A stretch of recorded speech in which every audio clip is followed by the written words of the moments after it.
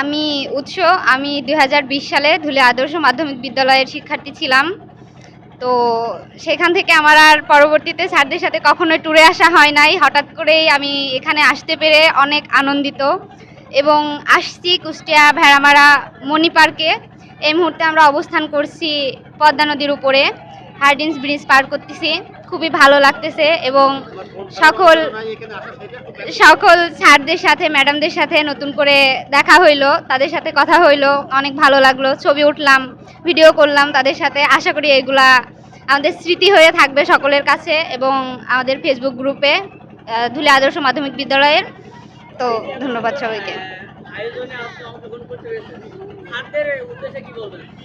স্যারদেরকে সকলকে আমার অন্তরের অন্তরস্থল থেকে অনেক অনেক অনেক অনেক শুভেচ্ছা, অনেক অনেক ধন্যবাদ।